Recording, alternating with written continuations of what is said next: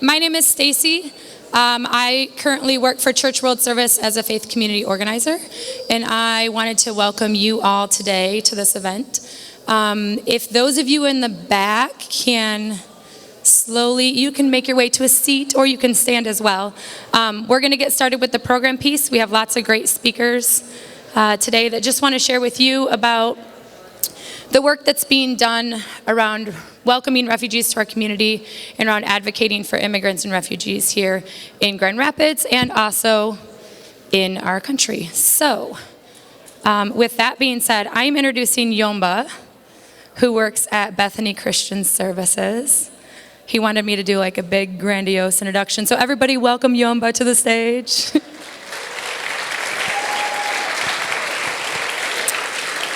Now, Yomba's a great guy. He works for Bethany, and he works around advocacy. So he's going to share with you.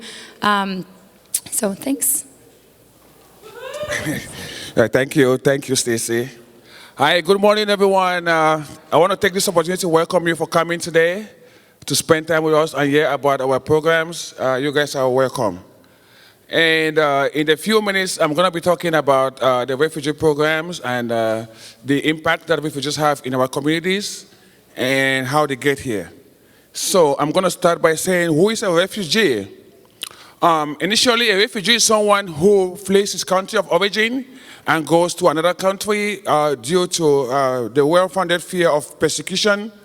And sometimes this happens because people are being persecuted for probably their involvement in various divergent political opinions, because of their involvement, for instance, in different social groups. So when they are being persecuted, they have to flee away from their countries of origin and then go to another country. That is one of the reasons why people flee away from their countries. And when they go from their countries of origin to another country, they are being labeled as refugees. And while in those countries, they have to register under the United Nations program, where during that time, they have to go through a rigorous process to get here. Secondly, I'm going to have to say, there are various statuses that people get to the United States. One, they can come here as refugees. That's somebody who flees away from his country of origin and goes and settles to another country. There is someone that comes as an asylee. So there are differences and similarities between a refugee and an asylee. First of all, I'm going to start by talking about the similarities. Both of them have to flee from their countries of origin and go to another country. That's one of the similarities. But then, one of the differences is that those that get here as refugees, they have legal statuses when they get here. Asylees come here, some of them come here through the borders without having papers, without proper documentation. Some come here with visas. They have to request for a document to be resettled here. But someone who comes here as a refugee comes here with a legal status already. So that's another second difference. Thirdly, these are the global issues that made people to flee away from their countries. One, there is war. For example, we have the Syrian refugee war that makes people to flee away from their countries of origin. Secondly, they have been persecuted from their countries, maybe because of their divergent political opinions. They just want to put them in jail, so they have to run away from their countries. And fourthly, maybe because of their based on race, or maybe religion, or maybe because they belong to a particular religious group, they flee away from their countries because of those things. And fourthly, the United Nations High Commission for Refugees today have come up with the fourth one, which is climate change. Due to the climate change, people have to flee away from their countries as well. Looking at this graph, the refugee program started in the 1980s when the faith communities came together and decided to resettle people here. So looking at that, you see that in the 1980s, we had a considerable amount of people that were being resettled here. Then in the 90s, we had, after the Balkan War, people came here a little bit. The United States government accepted people here. But in the 2000s, we had a decline. And that was after the September 11 attack. I want to be mindful of the fact that no refugee was involved during the September 11 attack.